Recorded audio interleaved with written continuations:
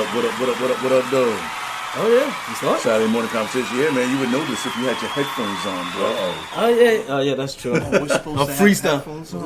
No. I'm supposed to. You don't want to mess up his waves or whatever's going on up there. Come on, man. I just took a hat off. This is the first time I haven't had a hat on in ever. Right, ladies, he's not bald. You know, most dudes that rock that hat all the time, they got no bald spot. Yeah. No plugs. Nah, because if anything, off mic, we was talking about famous players. Famous bald motherfuckers? No, famous players with the number 37 because it's episode 37, and you was like, yeah, that motherfucker was probably whack anyway. So episode 37, Saturday morning conversation. Yeah, like a player that wore number 37. That's what I was looking at just now. It don't matter. He was whack. Probably was, but still, like I'm at least trying to give him a little bit. Like, I can't even think of race car, race car numbers. What does position? What position has the number 37 in it? That's what, in football, like the fullbacks. Yeah, that's what I was about most to likely, say. He was whack. Wasn't look at the pictures they showed me. Damn, this is some old. This is like 19. Wow. Getting no burn. Throwback. Yeah, man. Throwback. Look like straight slave owners. Damn, son. God damn. Nah, that's what they look like, God damn. Oh yeah, nah, they do. Yeah, nah, look like some Frank Gifford. Nobody goods worn 37 since slave times. Yeah. Well, for real, I don't know. Barnstormer with number 37, but either way, when episode number 37, we got a new addition to the show. Yes, indeed. What's going on, Ari? Introduce yourself, man. Give me if you got a nickname and shit. I ain't got no nickname. I'm just Airy motherfucking Brisbane to the Tizite. No, I'm just kidding. Local artist, actor, inspired, and Captain Cool. Captain Cool's too. Don't forget that. Captain Lemonade Cool's. truck. Captain Cool's. We're the only lemonade truck with a black man running around with graffiti, and the police ain't pulling me over. But when they do, I didn't know that. Okay, He's too legit to quit, man. He's on some hammer time. I got to patronize. Don't let these curls fool you, man. Don't let these curls fool you. He's too legit to quit. Yeah, man. I've been like working hard, just trying to get re-inspired to like do creative things. So I'm happy to be here. I'm happy to be a part of it. Happy to have you on the team, huh? Thank you, appreciate it. Ari's going to be handling all the social media shit. Yes. All right, you know what I'm saying? So when you get hit blasted with all the social media, don't call me. Call Ari. That's why he got me. That's why he brought me on board. Yeah, we had to have Ari as the buffer zone here. Right, the chocolate suavemente. Yeah. Oh, man, chocolate drops. Yeah, my girl asking me, well, yo, did you post that? No, it wasn't me. It was Ari. That was that motherfucking Ari. That's talking cool. about, I'm talking about that single shit. So, that single shit, that was Ari. I had nothing to talk about. I got problems with that. My boys already got their like wives calling me when they come hang out with me. Yo, listen, a dude could be sleeping at my crib, chilling from the game, having a beer, just knocked out from liquor. And as soon as they're at my crib, they know I'm single, the bachelor area. It's like, we're out partying. It's just like, listen, you know how hard it is for a woman just to get to my house, just to convince her to even think of the notion to come over. Now you're thinking of 12 women? Nah, it's not even happening. I'm not even that smooth. I ain't no Floyd Mayweather. Nah. And if anything, if you see the single man post, that's all Ari said. Had nothing to do with that. It's all good. We also got special guests in the building. Yes, indeed. Long-time friend. Yes. Asha White. We go way back. Way back. Way back. Back to the football days at University Heights. That's right. Wait, we go back to Holy Name when that school was still there on the east side. Name. I'm gonna give you brief history. I met Dawood. I met Ari just now. That's the most recent. I met Dawood in 1985. That's right. You know, we were singing at that point. We were singing the Fat Boys, right? And we was the Fat Boys was really big at that time, the beatboxing. But I met Dawood in 1985 when I was at first grade at Holy Name. Yep, and I was in second grade. I was in second grade with your brother. With my older brother, and lots of people. Too many people mentioned on this podcast, but lots of people. I met Daryl. That gotta be what? Bishop. At Bishop probably, right? Yeah. I met Daryl at Bishop. 92? Oh, no, before 89. 89. I met Daryl in 1989 at Bishop. But we all, every Sunday, we go to Dawood's house because we live next door to Dawood in University Heights.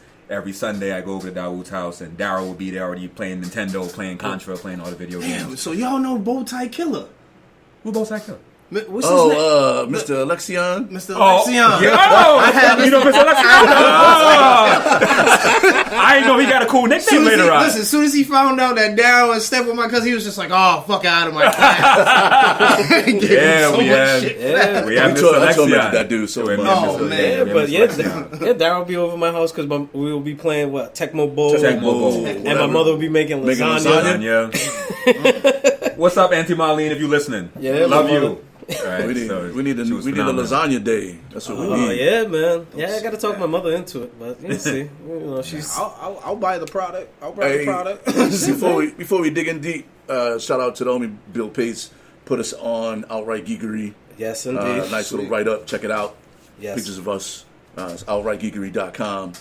He came on the show. He put us on his show. Yes. On his podcast, rather, or whatever it is that he does over there. Write up. Check it out. Yep. And Bill Pace. True indeed. Where we starting at, man? We're gonna start with this NBA, man. NBA. These fucking Warriors. It look like it's cooked. a wrap. The claw. It look like it's a wrap. Cooked. It's tough. You know, the dark skin's coming back, baby. Dark skin's coming back. You light skinned niggas are done. You think so? Hey, listen, man. You think so? I'm a believer in coincidences, especially when it comes to sports. And when I see a dude like Kawhi that keeps it cool, that keeps his cool and keeps it smooth, and he shows all that shit. Like my thing is, the amount of shit that you talk, have that same energy in your hands. You know what I'm saying? And he puts it in his game, and I haven't seen a dude play like him since like Allen Iverson. No, wait, hold on. You know, Kobe. He's like a really athletic Tim Duncan. That's what I was just about to say. He's Wow. Tim Duncan 2.0. He's like a 6'9" Tim Duncan, or however tall he is, 6'5". He's very fundamental in his game.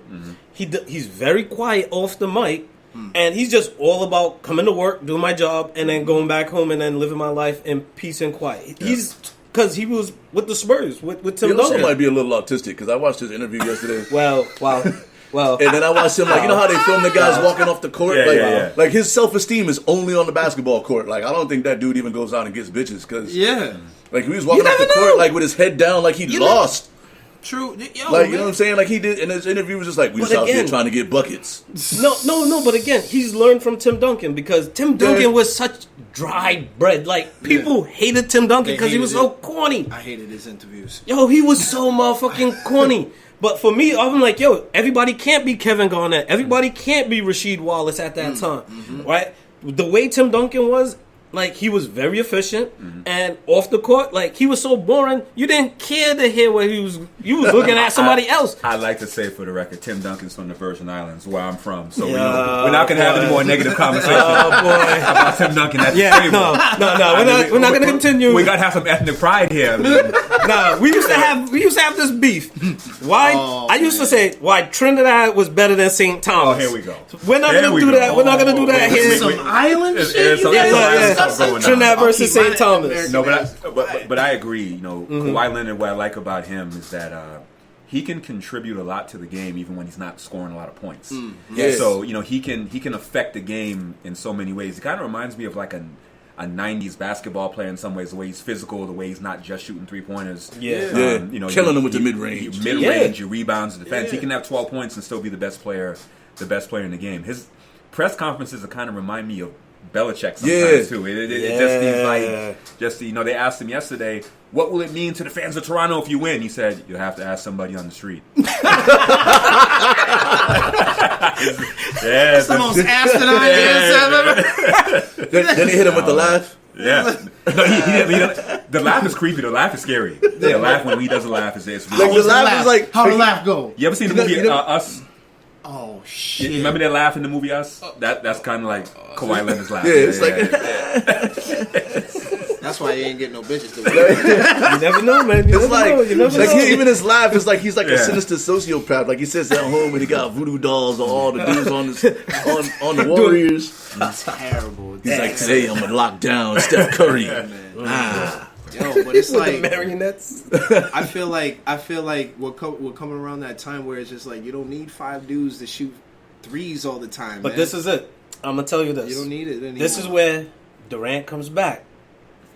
and they win the rest of the games, and he wins MVP. He's going to LA. That's gonna be my wild prediction right there. They're not winning 3 games. Durant will come back, but you see, even if Durant don't come back, I don't want him to come back, especially if he's fitting to come to my Knicks. Because if he's fitting to come to my Knicks, he ain't coming to the East Coast. Come on, man. He's going to LeBron. Nah. He's going to be a Laker. That's what he wants. Come on, Stephen A. Smith. I had to do it. I heard that yesterday. I was like, he's gonna go to the imitate Knicks. Stephen. But here's the question though: if Toronto does win the title, does Kawhi still leave? Does he want to be on the West Coast that bad? That's a good question. You got to remember, like right now, the Raptors are the only basketball team in Canada. Yeah. They're going to build that dude a statue in every province if they win a title. It's going to be like Kawhi Leonard Boulevard, Kawhi Leonard Highway. He's going to be Wayne Gretzky has a whole town named after him in Canada. He's going to be basically the equivalent to like what Stephen Marbury did out in China. How would you leave though after that? I mean, I feel like they have to give him my focus. No, go ahead. I feel like they have to give him every necessary reason not to leave, not in the sense of money, but in the sense of like where he fits into that organization and who they put around him, because he's a team player. And that's like if he got people on his team that he feels like he can last a while for, he may stay there. I think he cares about the money, because he's going to need some more help. He exerts a lot. You can see him sometimes in games. And that's hard to keep up for a 2 and 3 championship run. But if you win the title, you can get whoever you want to come. I agree. They're going to have to get him some more players. All right, you wanted to meet me in LA? Come to Toronto. I agree. Where you can be a god. Or go to LA where you got to compete with everybody else. Toronto's a great city too. And Toronto's a dope city. Remember the 92 Toronto trip? Come on, man. 92 Toronto. We was looking at those pictures with my lady the other day. Yeah, man. The Niagara Falls. I didn't go either. Stop crying. Me and Dara went on a class trip to Toronto in 1992 with Nathan Bishop. One of the highlights of my life. That was one of the best trips ever been on. Dope. That was one of the dopest trips. This is the only thing I know that's the difference between we went to the Sky Dome. We did as Sky Dome. Americans and Canadians. If they lose the championship game, they're still gonna give them a parade. That's right. That's the beauty about it. And us Americans, we're dicks. The only teams we do that for is like the Olympic soccer team. That's right. Our soccer teams are shit. Yo, if you ain't first, you last. They still show Tracy McGrady and Vince Carter wild love. Oh my god. Oh my god. Yes, they do. Damon Stoudemire. All Tracy hasn't played in how long? Jesus! Oh my God! So Del Curry. I don't know. Del Curry still gets love. But see, like this is the thing though. Is like Kawhi is such a type of person where you can't really tell what he's fitting to do, because he could easily just stay in Toronto and just be chill. I tell you what, if he leaves, he's going to be banned from Canada. Nah, I don't think so. I don't think so. Nah, if he leaves, it'll be dope, because if he leaves, he could be the first NBA player to win 3 championships and 3 MVPs for 3 different teams. That's true. Well, he won 2 with the Spurs?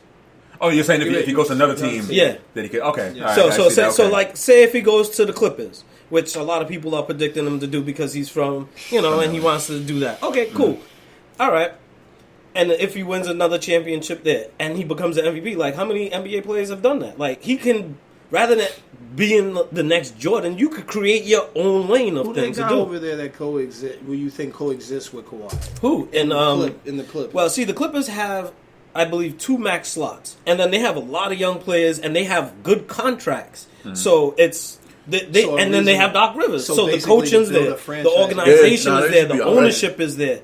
Like the whole structure, everything is there with the Clippers that people will believe should have already been there with the Lakers, because they've been established. It's the same thing that people are trying to say now with the Nets versus the Knicks, where the Nets seem to have this organizational ownership, and then they have the coach, and then they have the good contracts, they have the 2 max slots, they have all their draft picks, and they're set for the future. But look at the Knicks. The Knicks. The Knicks are a dumpster fire, dog. Come on. They're like the Southwest Airlines of the NBA. Don't say that to Spike Lee. It's bad. It's bad. No, because the thing that the Knicks and what James Dolan has done is he's tried to be like a Steinbrenner type, where he will go after the big names and make the money on the back end with the merchandising. But you got to win. No, but what he would do is he would get a Derrick Rose, somebody that's injury prone, that's liable to break down, especially in New York where the pressure's on you to compete.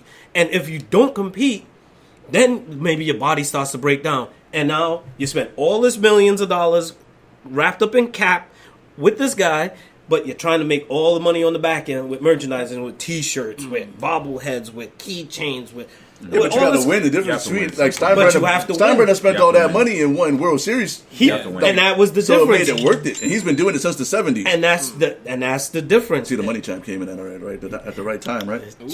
Yeah, but you see, that's the difference. Is that with Dolan is making millions and don't care about winning. That's the problem with him.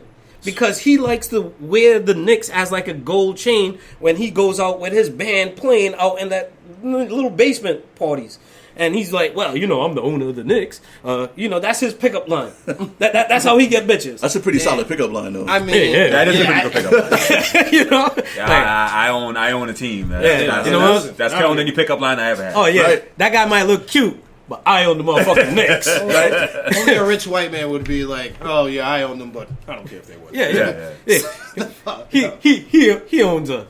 he owns an MLS team. I own an NBA team. That's Dolan. He doesn't care if the team wins or for him, the more they lose, the more the comeback is worth. Because once the bounce back happens, look how much people gonna start jumping on our boat now. Oh yeah, but and then you bring a star. Yo, it's a long bounce back. That's a long bounce back. That's a long bounce back. I mean, like the Knicks haven't been good since the missed finger roll, dog. Yes, that's true. The Knicks have not been good in the 21st century. Because I mean that's scary. Because what happened was that Patrick Ewing era was when it was Dolan's father. Yes. After that is when it was James Dolan, and you see the major difference. I'll tell you what everything changed when it went to Jim. I'll tell you what it changed when Patrick Ewing got dunked on by fucking Scottie Pippen. Oh, here we go. Oh boy, no, that shit. Listen. When you get schooled like that, that was the end of an era. But how come nobody want to talk about when John Starks dunked on them dudes? Oh, because John Starks was the only dude that could ever play Jordan. He was the only dude that could defensively. John Starks? Well, John Starks? No, he wasn't? Well, see, the only dude. No, but for the Knicks, I would say Derek Harper used to DM up good. Charlie Ward was trash. Thank you. Don't talk about Charlie now. But Chris Childs tried. Chris Childs tried. But Chris, I'm talking about he was better off just two-piece and every Kobe game that Jordan was in with John Starks, his numbers were significantly low. He never got a triple-double on him. So back then, they were allowed to use different defenses. True. Hand check in. They were allowed You could use your body. You have to be very competitive like Starks was. He was very competitive. But then when Jordan got past him, I mean, you ran into three bodybuilders. Yeah. It was Oakley and Mason. Ewing, people forget, is such a nice guy. We forget that he was a very physical player himself. He was a nasty dude. Elbowing people in the drive. Yeah, so that used to take a little bit of a toll on Jordan. Joe Dumars was very good on Jordan too, but with the Pistons. But, Pistons. Maybe Kawhi will go to the Pistons. Yo, listen, man, we can dream. Listen, dream. I forgot the Detroit connection. He's the Detroit connection. I always got love for Detroit, man. We could dream about them getting some good players again. You know what I'm saying? We'll see if it ever happens. But the beautiful thing is that Kawhi Leonard's doing it in New Balances. Yeah, he's cooking motherfuckers in New Balances. Between him and Phife Dawg, those are the only two people that really advertise heavy for New Balance. So not only do you have New Balance, you have to feel like, all right, this dude just cooked me, and he cooked me in New Balances. It's like they're like halfway grandpa shoes. Or the white gym teacher. He killed you in the off-duty cop 7000s. Kawhi Leonard is that dude on the basketball court back in the day. He bust you in jeans. Some high tube size. Playing his jeans. No shirt and jeans. No shirt and jeans. The acid wash jeans too. Just staring at you. I'm not gonna say his name. Remember, homeboy used to jump all the way up to the rim like he could dunk it and then finger roll it. Yes, he remind me of him. Yeah, we used to fucking jump. No, we used to jump all the way up to the rim like all you the way get up to the done, rim, and then just finger roll it in. Like, what the fuck you doing, dude? You could not stop that finger roll. No. You could not stop that shot. Nope. He knows who he is if he's listening. He knows who he is. You could not stop that shot. Shout out Stephen Grant. That was my homie. Yeah. Like, if anything, we ain't say nothing bad about him. Steve was that dude. Stephen Grant, man. Yeah, he was with the granddad defense. Was a sick athlete, man. That guy was unbelievable. Speaking about like athletes, I know you wanted to talk about Simone Biles. Oh yeah, Simone Biles is the most decorated Olympian gymnast she a of black all time. woman. Yes, indeed. Probably the best gymnast. Now she's the best gymnast of all time. But like the question that I like immediately when it comes to mind, like you talk about, all right, Simone Biles, the greatest gymnast, greatest American gymnast, but also the greatest gymnast of all time. Yes. But now is she the greatest Summer Olympian of all time? Because like where does she rank in the pantheon of like? Is it her then Michael Phelps? How many of those people enter those competitions like every? Like amateur sports is, it's like, I mean, it's millions of people who have an opportunity. Anybody can qualify for the Olympics if you run in a sanctioned event or you perform in a sanctioned event. You don't even have to be like from a college or anything like that. Like if I was in like super good shape, I could go compete at like the Penn Relays. No. We've been working on it. We're fitting to be Olympians our damn self. In the curling team. Oh, that's right. I used to love the curling track and field. The Trinidad curling team, baby. This is how Trinidad is better than St. Thomas, baby. We fitting to work on our curling team. I got to get some GI curlers. I'm not even from Trinidad, but. No, like I said, you'll be the John Candy. You'll be an honorary. You'll be the honorary Trinidadian for the curling team. Trinidadian cool runnings. Yeah. Part 2. Is he dead? Yeah, so we're fitting to be Olympians ourselves. Yeah, man. The amount Olympic of training that would be so crazy. That girl had. Hey, Olympian curlers. I'm telling you. So I don't put Simone Biles as the greatest Summer Olympian yet. She's performed in 1 Olympic so far. Was it 2? Was it 2? Was it 2? 2 Olympics. Was it 1? Okay. So I had forgotten it was 2. I remember her. Michael Phelps was in like 5, I think. So I all the swimmers are gonna get mad at me. I rank that a little bit lower. I think it's an easier sport to come back in multiple times than other sports. Swimming? Yes. Okay. Not as much toll on your body. And not as much toll on your body. Yeah. And you have a lot of events that we start to thread the needle as to like this event versus this event. We have swimming backwards, swimming frontwards, butterfly swimming. Okay. There's a lot of opportunities to win a lot of medals in swimming. So now I'm not knocking Phelps. I still put, I know people don't like him, but I still put Carl Lewis up there. I think people have forgotten how great Carl Lewis was a monster. Plus the greatest national anthem of all time. Please go watch Carl Lewis sing the national anthem. But next to Roseanne Barr. And Fergie. But the fact that he won the 100, the 200, and then also the long jump and track and field in like 3 separate, I think it went 84 to 92. That to me still ranks way up there. But I'm a little biased towards track and field. No, I am too. Darryl was a good track runner, by the way. People need to know that. Anybody who met me after like 2006. Darryl was nice. He was. Yeah. Anybody who met me after 2006 don't even know about the track career. So you know how much takes toll on your body. Yeah. Hope High School still had the better track team. That's true. They still do. Is the soccer team still? Y'all had better middle distance runners. That's right. But the city championship came this way every year. Okay. Because we had like discus and we had discus and shot put and shit. Hope's whole track team was like 7 dudes. Yeah. So they couldn't score enough points. They had like 7. We had shot put. They had like 7 all-staters, and then we would just show up with like 40 people. Yes, that's right. And Sharon was crushing it with the shot putting. Who was? Sharon. Oh, I don't know Sharon. Lady Ruck? No, okay. I've heard her name. Yeah, Lady Ruck. She used to crush it with the shot putting shit. Shout out y'all just didn't have enough dudes. Y'all just didn't have enough dudes, man. Well, either way, all the dudes you had was wild talented, but you didn't have it. It was like, but okay. So with Simone Biles, where you rank Dominique Dawes? Nah, she ain't. She's not in Dominique Simone Biles category. She's not even in the same category. Okay. Nah. Okay. I mean, she's better looking, but I'll let you say that. But I mean, facts is facts, man. Like she's better looking. Like if you put them next to each other and ask anybody, you're not gonna get no response from me because. Plus, I'm gonna say some controversial shit right now. I'll let you say it. Super dark motherfuckers always just look like they're hot, even in air conditioning. They always look super hot, like they're just like angry hot. Like, Like super dark skinned dudes just always look angry hot. Daryl. Wait, like what's your definition of super dark? Like Akon? Darker than me? Yeah, or like around me? Like super dark motherfucker. You're like, damn, that name was black as shit. No. You just look. Listen, the Warriors are about to lose. This is hate on light skin day. Good read. Oh, my bad. What's supposed to be light skin cats right now? You got me like the white chip in this chocolate chip cookie here.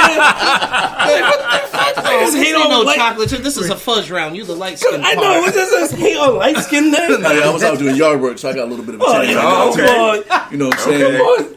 Shit. Hate on light skin day. Hey, come on. Nah, So, where would we rank her? Are we ranking her like in the top 5 though? I would. Top 5 greatest As Olympians. overall? I mean, if she's would. pulling in numbers and breaking and making records like that where people can't even break them, Exactly. I mean, so it's like that's just She won every gold medal this year at the World So Championship. she's basically, I didn't realize that. So Yeah, she's she's basically the first gymnast so to win right now all she's the gold basically medals. the Dan Marino of the know gymnastics right now. Dan Marino didn't never win no titles. No. No, he won records and shit. Oh, like yeah, that. yeah, He didn't win okay. no titles, but he won. He got records. Yeah. That's it. I heard what you were saying. Like in regards to like the way that she's ranking and what she's doing. Because we still rank Dan Marino as a top quarterback of all time, but we all know he never had a ring.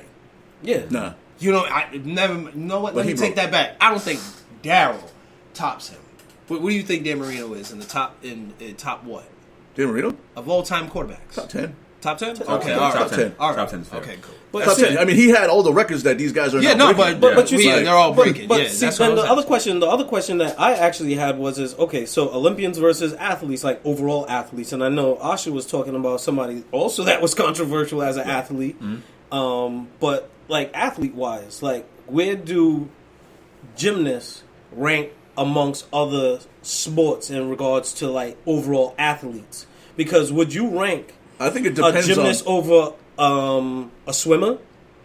Like where would you rank it? Well, I mean, I think you have to understand like how powerful gymnasts are. Like they're little, but gymnasts are some of the strongest people pound for pound on the planet. Can you imagine a You know what I gymnast mean? kicking you? Oh no, Like, I don't want to imagine that. They're incredibly strong. Like, dude. Their strength is like translated into power more than like I think a lot of sports because of what they have to do. But then also, like most of them, especially there's no like pro Olympics, no pro gymnast circuit. No. So a lot of these people like they have their career. It's very short. Yep. And then they go on about their lives.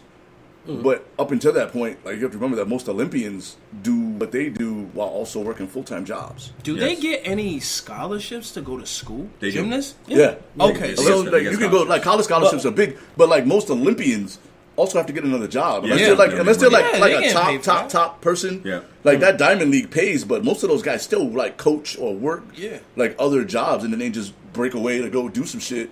I'm gonna go run this track meet in Sweden this weekend, and I'll be back on Monday, kids. I'll see you then.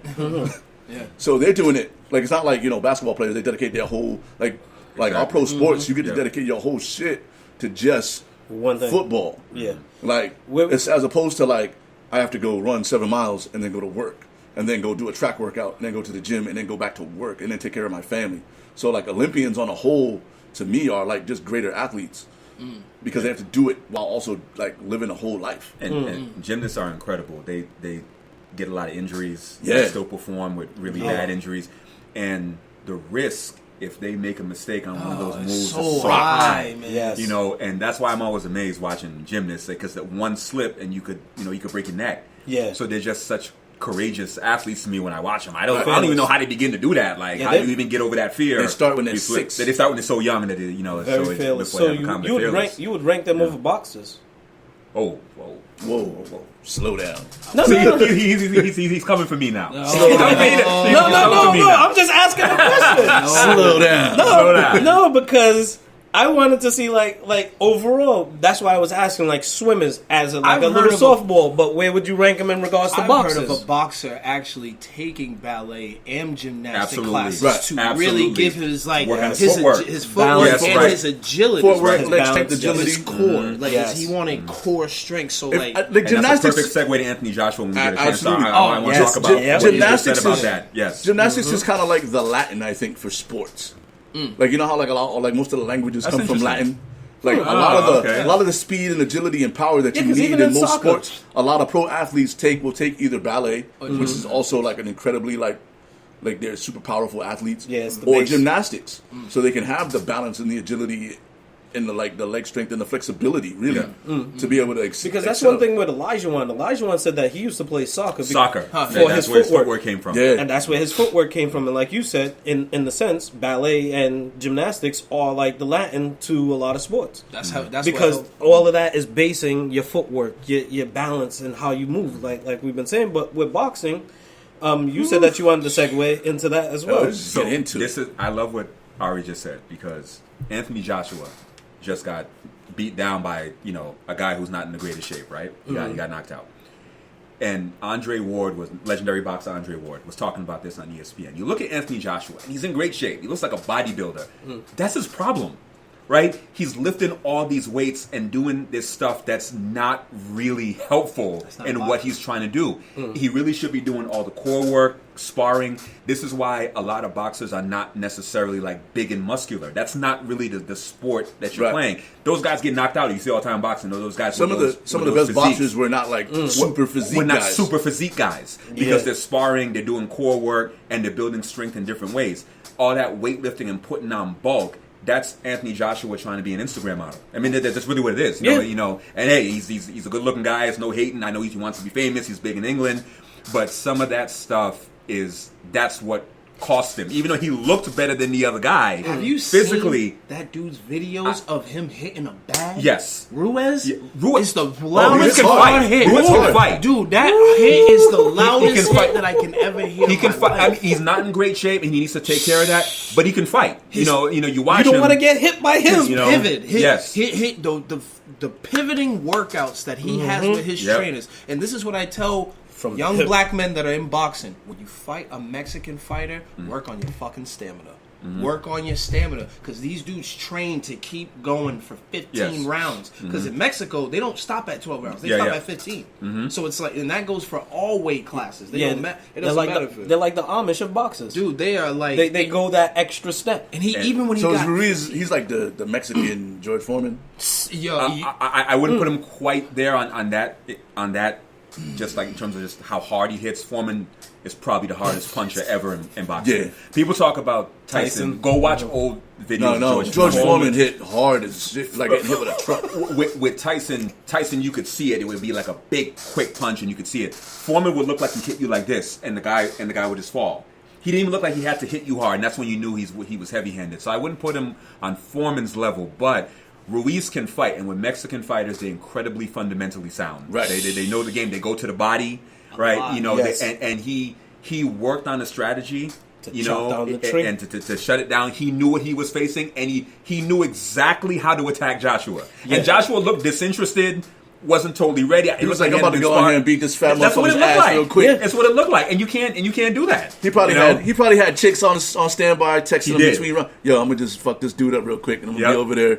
Yep. Nah, he's some fat taco eating motherfucker, dog. I'm gonna go bust his ass. I'm gonna be there. Just like how Tyson walked into the Buster Douglas fight. Oh man, I'm about to be done with this. I'm about to be done with this. And that guy's coming to fight. Yeah, Tyson left the blunt lit in the locker room.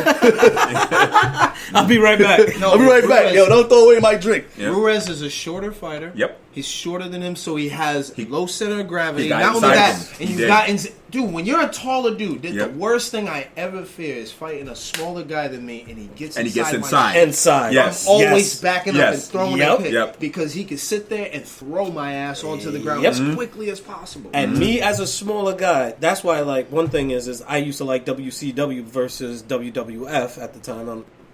The WWE now, but either way, as a smaller guy, yes, you go to the body, because a tall guy could just jab you to death.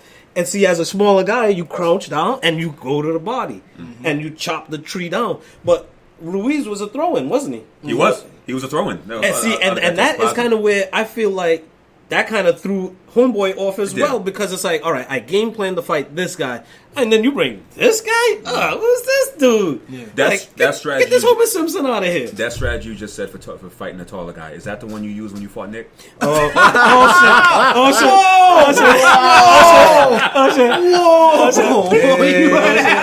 shit! Asha's in here bringing all the tea right now. He's bringing all the tea. The Trinidad Virgin Island tea. I'm giving him props. This dude was a lot bigger. And, he caught them hands that day. And then remember how he tried to jump out the bush on us and like, you jumped me that night. You jumped me that day, yo. We definitely did. So I have to apologize to him. We definitely did. No, but then we jumped him when he jumped out the bush on us too. Like, come on, we just trying to reminiscing jumping memories. Nah, because we walking home. This dude jumps out the bush on me. He's like, yo, oh, you thought you beat me up, huh? Oh, you thought you beat me up. Oh, you jumped me. You jumped me. I'm like, what the fuck are you talking about, dude? Like, get the fuck out of here. So then, I snuffed him, and then we jumped him, and then we just went about our business. He was a big dude. Dawood snuffs him, but he's a big guy, so he ends up on top of Dawood. He's just a large guy, and it's hard to get a guy like that off. God damn. So we had to do what we had to do to kick that dude off. We got up and we were out. I gotta get home. I'm out. Yeah, shit, man. I wasn't trying to catch them hands or catch that belt from my mother for being home late. I feel like what really killed Anthony Joshua was that he never trained in American boxing gyms. You were training in Miami, Philly, New York. These are the top 3 places in America on the East Coast front when it comes to boxing to train. And then Miami, like, you're from England, bro. You're not used to that heat. You're not used to it. So he really exhausted himself. I know he lost probably a couple of pounds. That's another great point. There's a history of European fighters losing in their first fight in the United States. There is an issue. European fighters are also, it can be misleading. They face different competition. It's not exactly the same quality of competition. Mexican fighters and American fighters tend to be at a higher quality of competition. So, he fought a lot of guys. He beat an old Vladimir Klitschko. It's not a knock. Right. But he was older at the time. So there was he some almost question. got knocked out by Klitschko, too. He almost got knocked out. He almost got knocked out. And the guy Deontay Wilder just knocked out. Brazil. Dominic Brazil. Joshua had major trouble with him. I mean, he knocked him out, but he had a lot of trouble with those guys. So there was always a question about Joshua coming, what he would look like in his first American fight, and we found out. I know he's glad it wasn't Wilder. And it wasn't Wilder took his head off. If he couldn't face Brazil, it's like.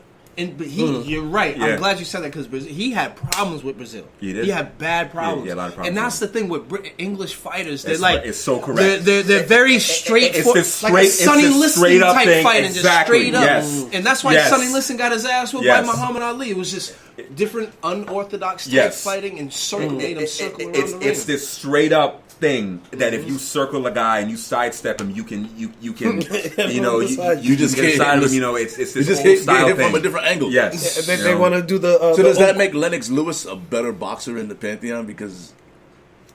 Yeah, because he came over and kind of like dominated for a while. Yeah.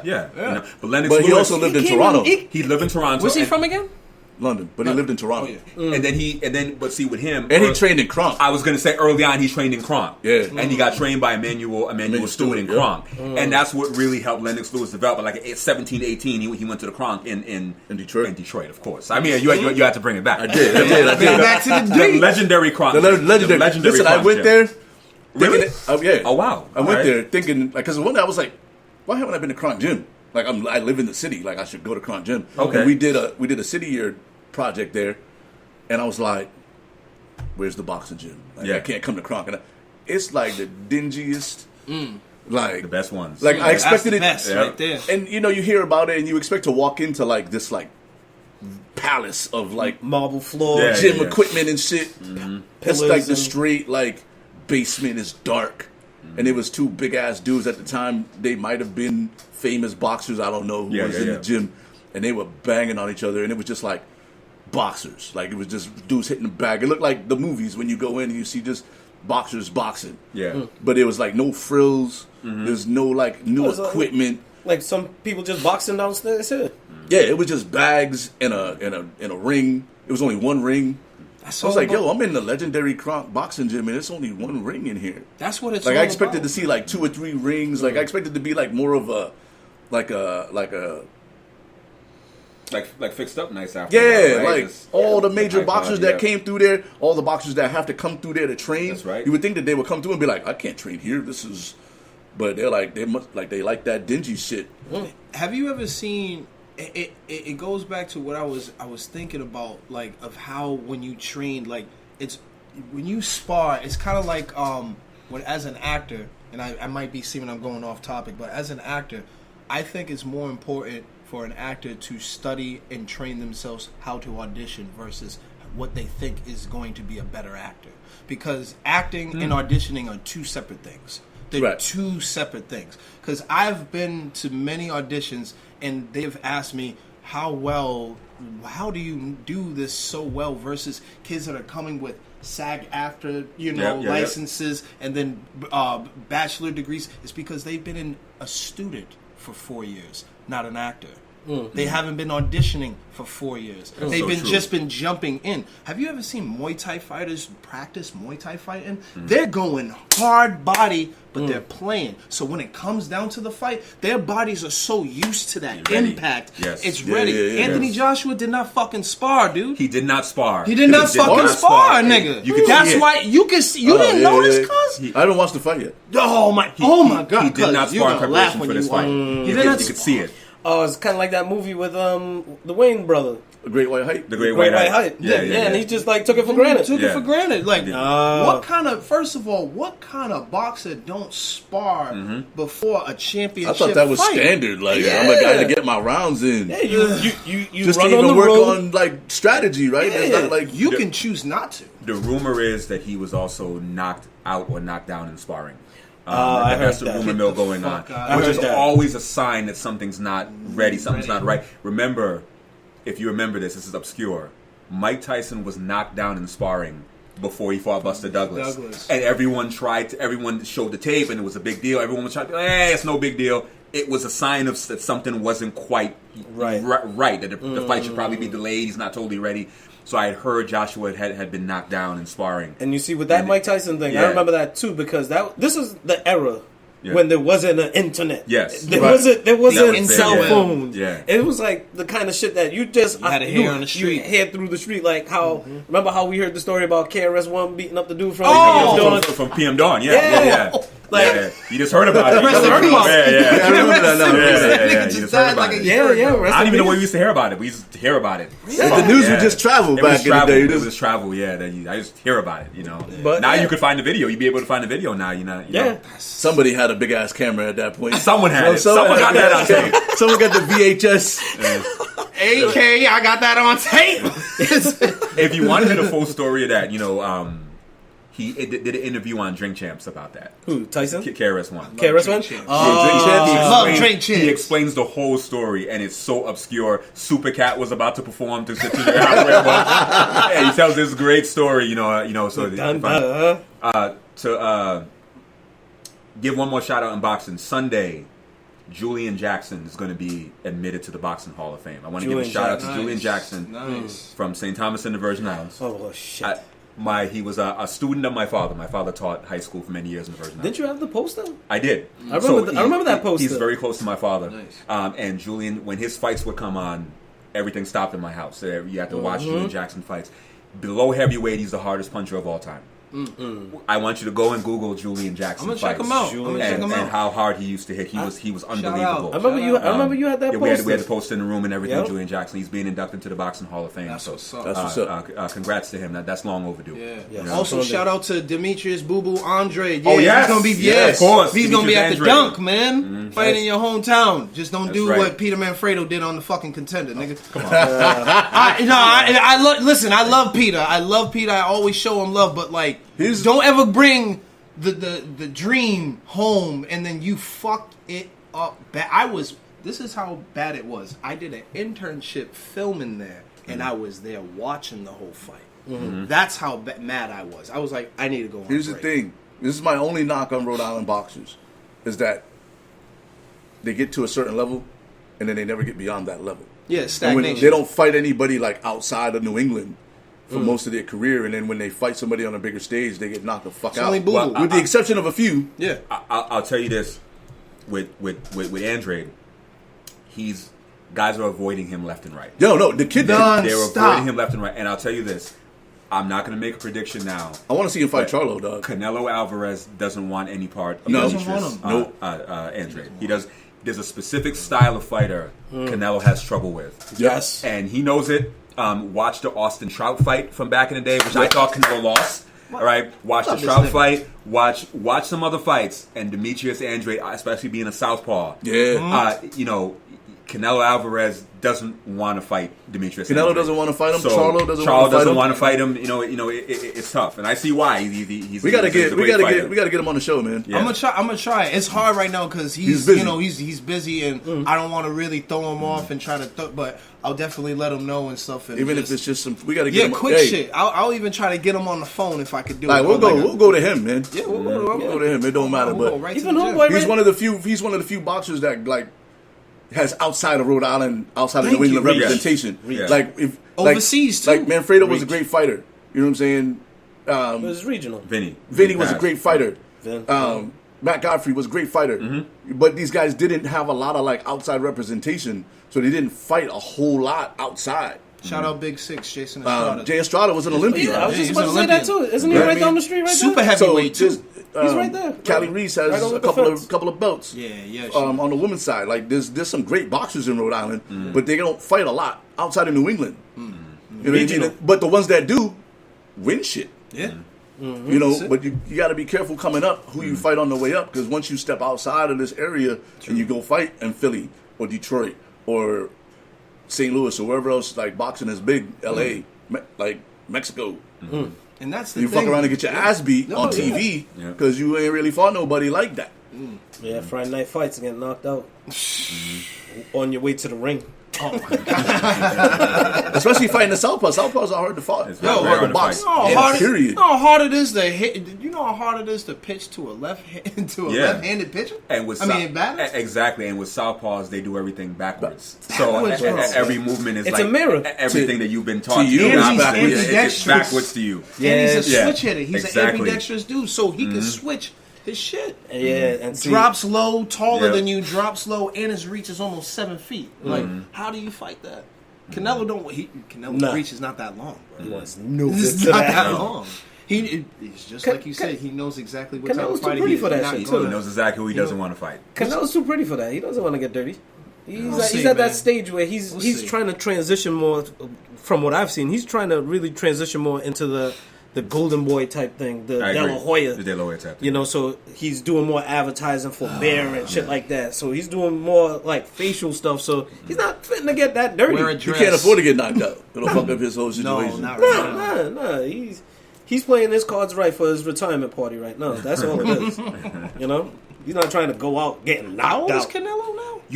As long as he's been around, I think Canelo's only 28 still. Yeah. Because he started 15. He started 15. He started boxing 15 years old. He started. So he was a national star at 19, 20 years old already. So Canelo's 27 still, which is crazy. It feels like he's been around forever. What y'all think of Ryan Garcia? Young dude. He's 17, 18-0 right now. Skinny dude. Hardest, skinniest dude I ever. Check him out. He's the hardest dude I ever seen hit hard. And he's I never seen a skinny dude hit as hard as he does. Just the amount of power, and that's what I'm starting to notice. What the trainers are doing now with the young fighters. They're starting to teach them how to really throw more power into their punches instead of being a speedster. Because that shit is I don't believe. Oh wow, he really is only 28. Yeah, 28. Yeah, I was gonna say 27, 28 years old. He's still a young guy. Wow. So I think he's been boxing for 20 years. Yeah. He's an OG in the game at 28. 28. Yeah, that's OG. He's I've been boxing. I had my first professional fight when I was 16 years old. So imagine, get the fuck out of here. So imagine if he retires in the next 4 or 5 years, he'll be in his 30s. He's not trying to mess up his De La Hoya good looks. He's trying to sell cigarettes in Africa somewhere, or cigarettes in Africa. He's trying to say all power to the doctor. I'm just saying. He's just trying to maximize his dollars. He's getting the call from the Congo, and he's all right, nobody's gonna see it. Shit. And the check cashed. What? I'm saying that's what it's about. But you see, once the check cashes, you can start trying to be the new Jay-Z of boxing. I'm saying, the billionaire. About to move over there, Jay-Z. Yeah, man. Billy. The first billionaire, huh? First billionaire, officially net worth billionaire in hip hop. Yes. We all know that Dre signed that $1 billion deal for Apple. Well, Apple Music. And it was $1 billion deal. It was a $3 billion. It was a $3 billion deal. So he made like $1.5 billion off the deal. However, what's up, man? when you calculate net worth, it's money versus assets and all that. Oh, can you imagine Taxes. the country Taxes club and shit. when he walks in the country club? They're all like, he's like, "Hey guys, how's it going? Hey, Sean." Yeah. All these rich ass white dudes just like fucking nigga over here. So Jay-Z is the official net worth billionaire. Hell yeah. Who's he joining? Well, nobody in hip hop. Nobody in hip hop. But he's joining the Billionaire Boys Club. He's up there Billionaire with Boys the Warren Club. Buffetts and Yes. and Oprah Winfrey's Oprah. and But yeah, even like his circle is different than it was when Reasonable Doubt came out. Oh yeah. The people who How much he was was he dealing with worth when then? Reasonable Doubt came out can't even get into the same buildings as Jay-Z. Oh no, right he's now. not getting that Coney Island sand between his toes anymore. That's for damn sure. Is him and Dame Dash still cool? They are not. even- Nah, they're not cool. Yeah, That- when you make that much money, you can't even be cool with Dame's not Dame. Dame's not in Jay-Z's circle anymore. He's still a Harlem nigga CEO. That's what I call him, Harlem nigga CEO. I wonder if Jay-Z does like regular He's shit rich. just to feel hood. Like if he has his driver drive him through the projects late at night. With a New York hot dog? Nah, I swear he's still cool with Memphis Bleak though. I swear to Yeah, Moses, I'm sure he's still cool with Memphis Bleak. But Memphis is wow. doing Memphis comes to his house. He He don't go to where Memphis stays. Yeah, I'll send a driver for you, Memph. He probably hits him up. Memphis comes to Hey his man, you house. can't. You gotta move out of there, man. You can't still live there. You know what? You got money now, B. You can keep your car. I'm gonna send a driver, B. That's crazy. Keep the Honda over there, son. That's crazy. I never thought in my life I would ever see a guy from hip hop make $1 billion and still be so humble enough to be an inspiring like mogul figure in the black community. And at the same time, I know he's a businessman to which he I doesn't don't think really. that Jay-Z's humble at all. I think that he's very quiet I and calculated. But I think that adds to it. You can't get to that level of money True. being humble.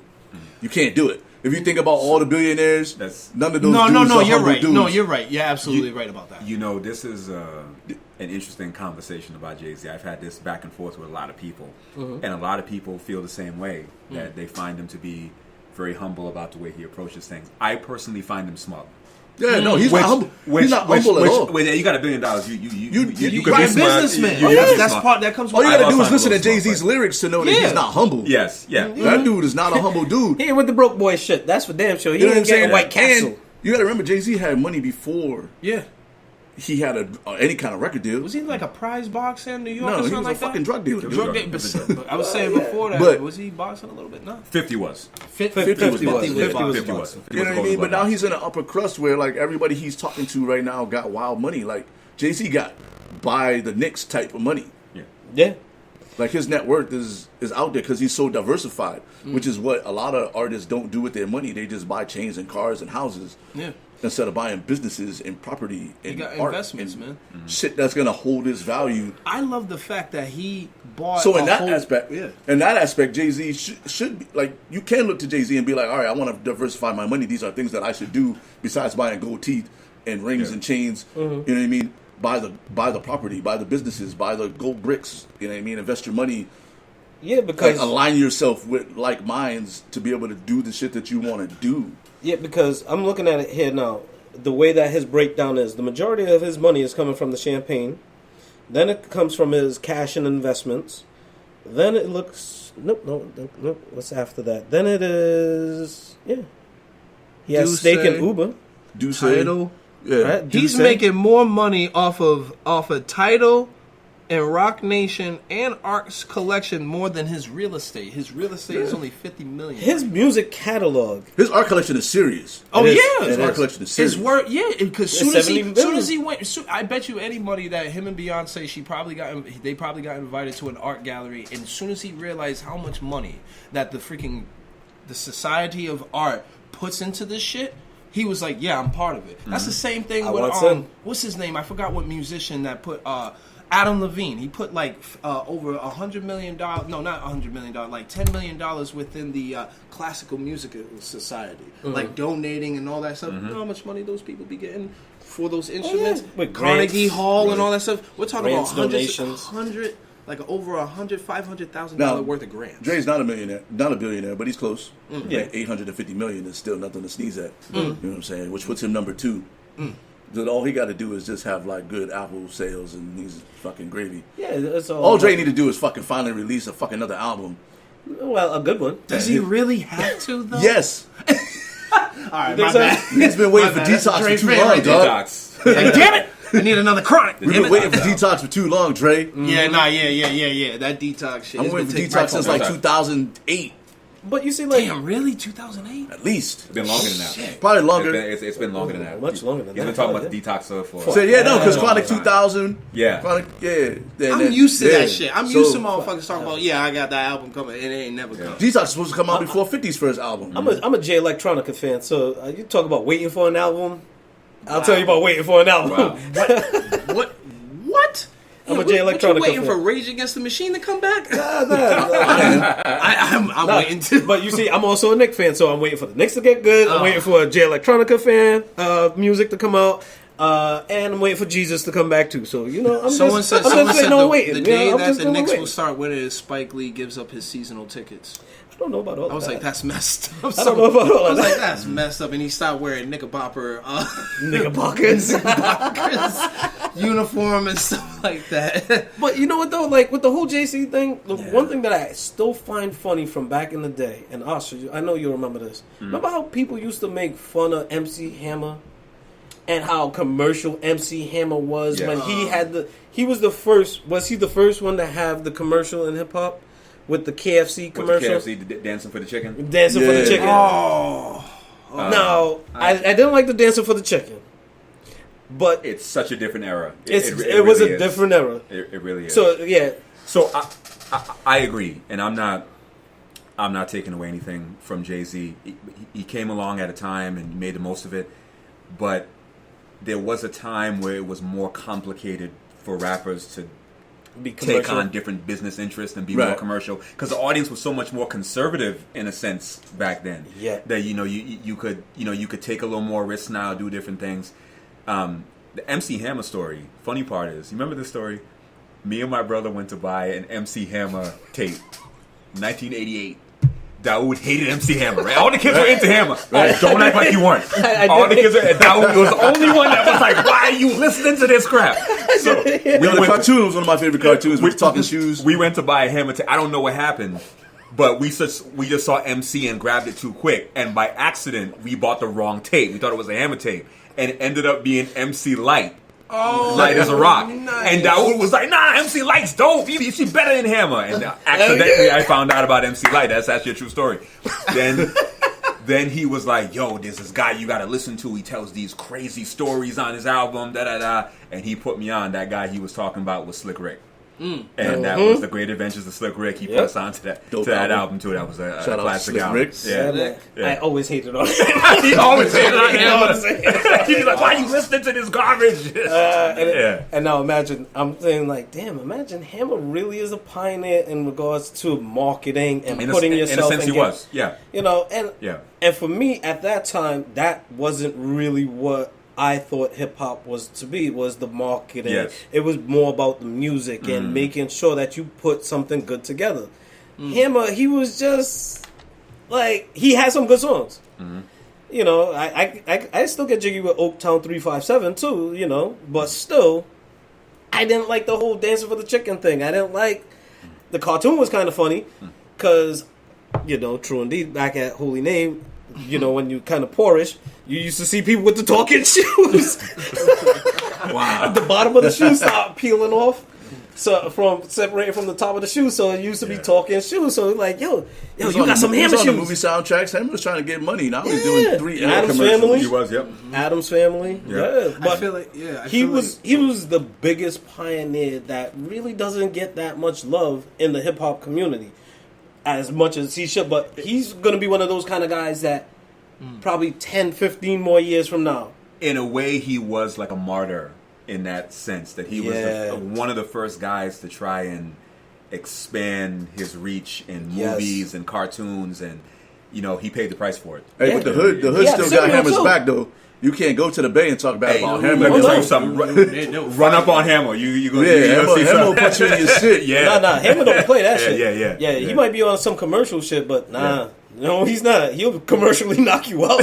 He's on tour right now. I think to fall back on Jay-Z, I think to come back from the Hammer thing and how Hammer started it, who knows? Maybe Jay-Z was looking through a window and seen it before he grew with the content of how in the 90s the conservatives started to really... Because there was a time where I remember... Jay-Z, then there was a whole bunch of people, then Ja Rule even jumped on. Yes. Then we had Redman, Jadakiss, all these dudes with these illmatic style of hip-hop, and they all had their own different sounds. I think Jay-Z probably was one of those few people that realized that they were all changing. They all started to change the management because now the sounds are starting to sound similar. I agree. In the 90s, everyone's rap sounded different. Yeah. You knew Big L when you heard Big L. 100% You knew Pun when you heard Pun. Now, I don't know the difference between Trippie Redd and Lil Pump. Yeah. They're both...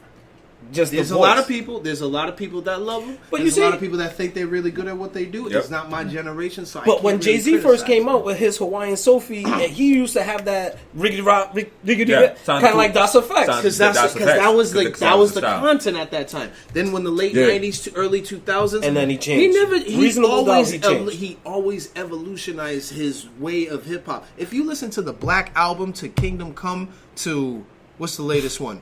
What was the one? 444. Off that title. I love how you started with the Black Album. I'm sorry. How old are you? I'm 30. See, I didn't know you was inviting young people. I'm me feel bad. I'm the youngest nigga in here. All right, leave me alone. Oh, Vinny's there too. Vinny's pretty young too. Oh yeah. What is that in the 20s? Vinny's like still in his 20s over there. Oh yeah, he don't know nothing about this shit. I'm about to be 40 in 2 weeks, man. I'm about to. Welcome to the club. I know. Welcome to the club. Welcome to the 40 club. Nothing about your bedtime. Yeah, I am getting tired. I need some more milk or something. You know you're getting old when you start having dinner at 3 4 o'clock in the afternoon. The other thing too is, oddly enough, Asha and my brother has the same birthday. We're exactly 5 years apart. His brother and my birthday are only 2 days apart. Yeah. And then yours on the 23rd. Yours 23rd. Yours a couple weeks after. I remember. Yeah. That was a real way of growing up with that whole dynamic. Mad skating parties, yo. So I don't want the Jay-Z truthers attacking me right now because I know Jay-Z got some real hardcore fans. Not as strong as the Beehive or the Beehive is. I'm not messing with the Beehive. Yo, the Beehive is roasting old girl from that game. At the Warriors game. At the Warriors game. Yeah. Oh, you should have listened. When Beyonce smiled and said, "Yeah, you should have cut that conversation because she was trying to buy drinks, man." Yeah. What do you want? But for me, in terms of creatively, Jay-Z, my criticism of him, and you talked about how he changed up his styles. I always thought that, in hip hop, there was a time when biting was like the worst thing you could say about somebody. I always thought that he towed that line a lot by taking from other people. Now he would take it to the next creative step. I'm not saying he wouldn't, but there were moments where that was a criticism of him when he first started. That was a big criticism. He would take a hot line and then then he would run with it. And there was a lot of stuff from Biggie. I thought that he he flipped a lot of big lines. Would he Carlos Mencia nigga shit? Like to actually he would use the first line of a big verse, and conceptually he would take. So some it wasn't things. fully plagiarized. Because in the song he had, he was like, "Yeah, you wrote a hot line, I made a hot song." So he would take somebody's line and then make a whole song out of it. Okay, all right, that's sample. That's just different. He would toe the line. But if you listen to the Streets Is Watching by Jay-Z, which is a classic song, it's a great song. You listen to Warning by Biggie. Conceptually, it's kind of the same song, right? So that's what Nas has accused him of when they had the whole battle. Nas really was attacking him for one of the best rap battles of all time. That was classic. Not my last word on Jay-Z. I used to wait by the radio for the next. That was probably hip hop's last really great battle. But we're up against it right now. Anybody else? Yeah, man. Time goes fast. Did we get to everything? No, we never get to everything. We always have an incredibly long list, and then we get to whatever we can get to. Well, because we could always talk about this next week. Yeah, some of it we can talk about next week. It's good to have more. It's the beauty of the conversation is that it's not structured like a pardon the interruption, and those are all great shows, but you know, we sit here and we chit chat and we talk about shit that we talk about, how we talk about it as long as we want to talk about it. You know, there ain't no bells and horns and shit going on. Cause I just realized you got a hot wiener shirt. Yeah, man. You have to say shirt. You have to say shirt. You have to say shirt. What happened? No, you said cut. No, you said cuz you look like you have a hot wiener. Shirt. Man, don't cut it off then. I say, if a man is great, a man is great, right? That's what I'm saying. That's the most positive. The hot wiener shirt is the hot wiener dude. The Pawtucket Red Sox changed their name like twice a season.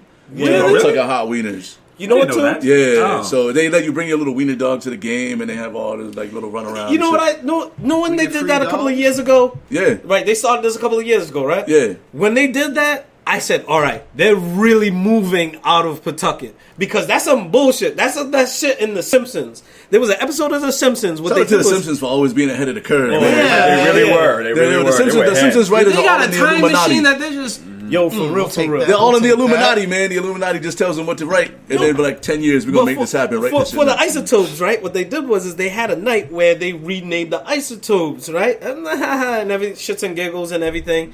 But come to find out, they were actually moving out of town. They just wanted to slowly introduce it into people's consciousness. Yeah. Oh, well, if you was, you're willing to let go of the Paw Sox for some hot wieners, aren't you? How about the Shaolin Knights, huh? How about that, huh? Well, just how about that? Well, yeah, and quietly do market researching on the back end because. They were they changed the uniforms and everything for the whole day. Like they have like a whole other logo. Are they going to still be a AAA team for the Boston Red Sox? Yeah, they're just moving to Worcester. Yeah. I actually gotta check some of them games, man. I keep saying that. Dara, I see on your list. I see on your list the Central Park 5. I know we're not going to have enough time to talk about it. If you want to talk on it, man, this is well. I hope you guys next week will have some time to go more in depth because it deserves more time than we probably have. Yes. I want to say quickly, I'm really glad that you guys are going to have that conversation. I was a criminal defense lawyer for a long time. So I represented a lot of people. It's a much bigger problem than people may realize. So I'm glad people are getting interested in the process and how the process works. There's been a lot of changes to the process because of what happened to these guys. Yes. Man, come on next week with us, man. And we'll talk about there needs to be more. We'll open the show with the Central Park 5 next week. Yeah. If you want to come back and talk the legal side of it, man. Yeah. I remember too back in Bishop. Y'all, I don't know who wrapped me up into it, but I had to take part of a mock trial where I was on trial for some shit. I was like, because some kid didn't show up, and then they gave me a little briefing on like what I did and what I'm supposed to do, and I'm sitting there and I'm watching the whole process. I'm like, yo, there's some shit. But like, I don't know if they do mock trials in school anymore. I think they do. They do. I know. I don't know if they do. I don't know. I remember. I haven't done a mock trial since like elementary. Yeah, and that's when I went to school in elementary, like outside of Rhode Island. And see, like that kind of stuff, just being able to see the system, how it works on that level for me at that age was real eye opening. So teaching about institutions inside of an institution. It's scary because you watch these kids, and these kids were younger than my oldest son is now. It's scary to watch and think about what happened. And it's a lot of these techniques they use with interrogations and basically torture to get these things out of these kids. And now those tactics are now frowned upon, banned, and can't be used. But we have to wonder about how many people are sitting in jail because of a lot of the same sort of tactics. So, and this was an era before camera phones, before people really used to have camcorders, because back in those days, them shits used to be boombox big. Like you used to have a big camera unless you had like an 8mm one, but you had to have money for that shit. But this was in that time where it was just hearsay. One of the great things I think is underrated about Barack Obama, when he was a state senator in Illinois, one of his big accomplishments was that he made it he helped pass, I wouldn't say he made it a law, but he helped pass a law. He pushed for a law that required Chicago police to videotape all their interrogations, or at least give the defendant the option, which is a rule in Massachusetts as well. You have to at least give him the option to audio tape or videotape it. They can decline, and they have to sign off, I don't want mine. Some people don't for their own reasons, that they might not want it taped for reasons you may imagine. But you have to at least give them the option. But in all homicide investigations, all interrogations have to be taped. And because you don't want law enforcement officials being able to just characterize what happened in the conversation. You should be able to watch it for yourself. The police were resistant to it at first. The Chicago police found that it actually protected them in most circumstances. Right? And this is the irony of the whole thing. It helps protect police from accusations against people that actually may be guilty of something. Right? You know, so most times it actually protected the police of people saying they hit me, they did this, and he said, well, here's the tape. We didn't touch the guy. So, there were other circumstances where now you get to see, well, he didn't quite say I did it. That was the police officer saying, if you say you did it, we'll let you go. And the guy said, okay, I did it. He didn't quite say I did it. He said, yeah, I want to go home, you know. So, you know, I would love to come back and have a bigger conversation about that, because we all have, you know, teenage sons are going to have families one day, and I think these are things that we have to talk about. For sure. You know? Yes, indeed. Next week we'll get on that and go more in depth. Yes, indeed. With that, it's another Saturday morning conversation in the books, episode 30 motherfucking 7. The wackest sports number in history. Thank you for having me. I appreciate it. Appreciate y'all. Man. Thanks for coming on the show, man. DJ Iron Monkey, Vinny the Rock Lord, DJ K-Man, Iron Monkey. The chocolate suavamente. Yes. Suavamente. Yes. It's gonna stick, man. It's gonna stick. It's gonna stick. And chocolate curls. Asha White coming through. Thanks, man. Thank you. Asha White, indeed. All right. We out. Peace. I was for a long time.